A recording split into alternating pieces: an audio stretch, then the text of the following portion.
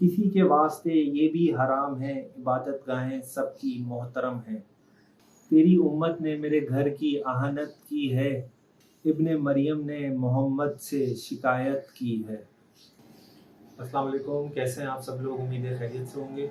सबसे पहले फैसलाबाद में जो हुआ उसका बहुत अफसोस है। लॉ एंड ऑर्डर मौजूद होने के बावजूद घरों को जलाया गया, इबादत गाहों को जलाया गया, गैर कानूनी एक्टिविटीज़ हुई।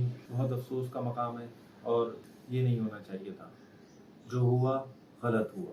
इन सब वाक़यात में कौन जला और किसका हुआ नुकसान? मजहबी मसीह या इस्लाम?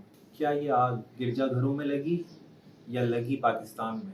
ये है मेरा एक छोटा सा सवाल। इसीलिए मैं कहता हूँ कि एजुकेशन होनी चाहिए। एजुकेशन में इन्वेस्ट करें, शॉर्ट कोर्सेज करें, एक्स्ट्रा सर्टिफिकेट्स करें, एक्स्ट्रा करिकुलम एक्टिविटीज़ करें। ये सब चीज़ें आपको नॉलेज देती हैं, आपकी अकल को, आपके शऊर को बढ़ाती हैं। खुद भी करें, अपने घर वालों को कराएं, अपने बच्चों को कराएं। इससे शऊर पैदा होगा, अकल बढ़ती है, वसी होती है। जब शऊर बेदार होता है, बढ़ता है, अकल बढ़ती है, तो इससे डिफरेंट आइडियाज़ जो है ना वो जन्म लेते हैं। जब डिफरेंट आइडियाज़ आने लगे, मुख्तलिफ ख़यालात आने लगें, अलग डिफरेंट तरीके से आप सोचने लगें, अपने आप को अप्रिशिएट करें। अगर बच्चे आपके सोच रहे हैं डिफरेंट तरीके से तो उनको अप्रिशिएट करें ताकि वो बेहतरी लाएं अपने ख़यालात में। यही आपके घर में और मुल्क में तरक्की का ज़ामिन है। आइंस्टाइन, अब्दुल सलाम, डॉक्टर अब्दुल कदीर ख़ान, ये कहीं बाहर दुनिया से नहीं आए थे, ऊपर से नहीं नाजिल हुए थे। ये यहीं इसी दुनिया में पैदा हुए हैं। यही सब देखते हुए मैंने सोचा कि एक छोटा सा जो है वो प्रैक्टिकल किया जाए। तो मैंने एक प्रैक्टिकल किया। मैं बाहर निकला, मैंने जो बच्चे वगैरह होते हैं गली मोहल्लों में आगे पीछे, तो जहाँ जहाँ कोई बच्चा मिला उनको पकड़ा, उनसे पकड़ के पूछा कि भाई आप किस तरह बनना चाहते हो, आपका रोल मॉडल क्या है, किस तरह बड़े होके किस तरह बनोगे, क्या करना है। तो मैं बहुत हैरान हुआ कि तकरीबन 15-20 बच्चों से, 15-20 लोगों से जो है ना मैंने पूछा, तो उन्होंने मुझे, ये सब ने मुझे जो है ना एक ही तरीके के जवाब दिए कि कोई बोल रहा है मैं रोनाल्डो की तरह बनूंगा, कोई बोल रहा है कि मैं बाबर आजम की तरह बनूंगा, कोई बोल रहा है मैं जो हूँ वो आसिफ अली जरदारी की तरह बनूंगा, कोई आतिफ असलम बनना चाहता है, कोई एक्टर बनना चाहता है।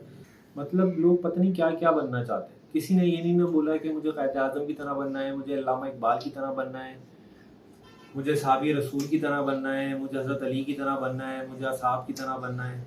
आप देख रहे हैं कि बच्चों के जहन में क्या आ रहा है, किस तरह वो बनना चाह रहे हैं। तो जब उनके रोल मॉडल्स ही इस्लाम की तरह नहीं है तो वो किस तरह सिरात मुस्तकीम पर चलेंगे? सिरात मुस्तकीम पर नहीं चलेंगे तो किस तरह उनको पता चलेगा कि क्या चीज़ सही है, क्या चीज़ गलत है, क्या जद्दोजहद है, क्या मेहनत है। किसी को गुलकार बनना है, किसी को एक्टर बनना है, ये बनना है। तो कितने अफसोस की बात है कि जब इनके रोल मॉडल्स ऐसे होंगे तो वो उनके दिमाग में जो है ना वो अपना घर बना लेंगे।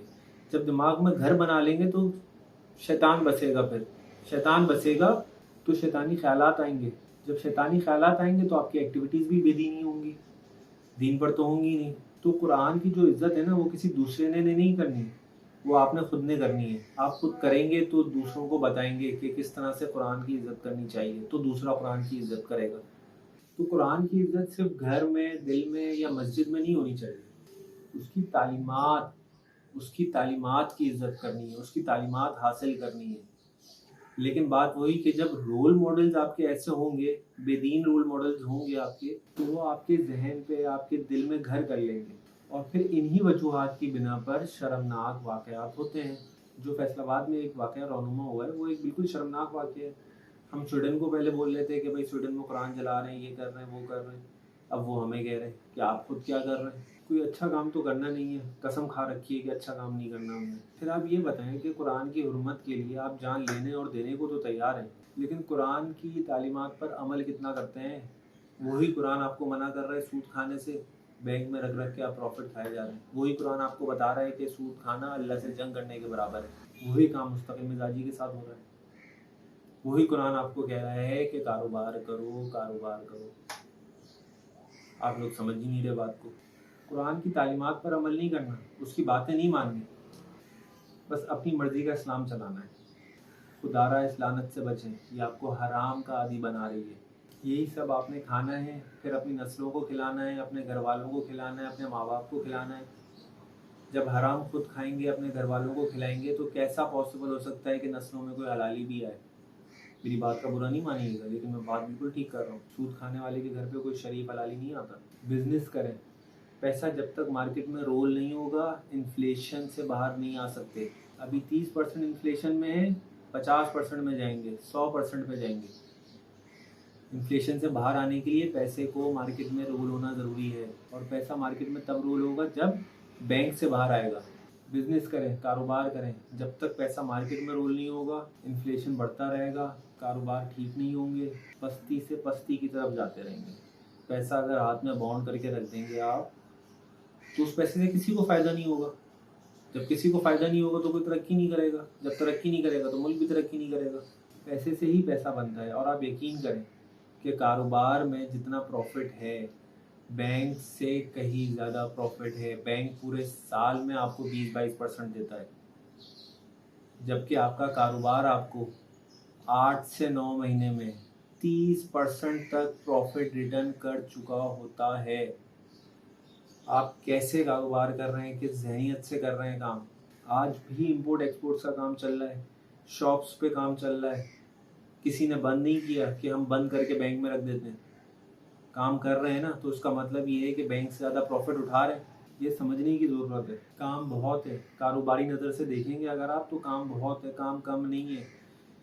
प्लास्टिक का काम हो, दाने का काम हो,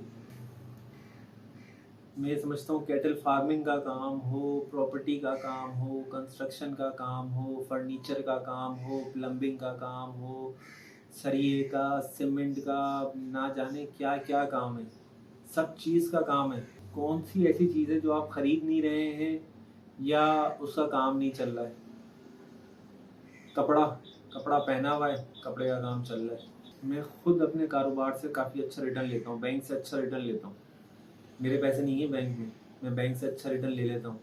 जिसने मेरी वीडियो नहीं देखी, वो वीडियो का लिंक मैं दे दूंगा, आप उस पर क्लिक करके देख लीजिएगा। वीडियो के बाद, तो वीडियो देखने के बाद वीडियो में देख लीजिएगा किस तरीके से मैं रेनोवेशन से, प्रॉपर्टी सेल परचेज से जो है वो बैंक से ज़्यादा प्रॉफिट अर्न कर रहा हूँ।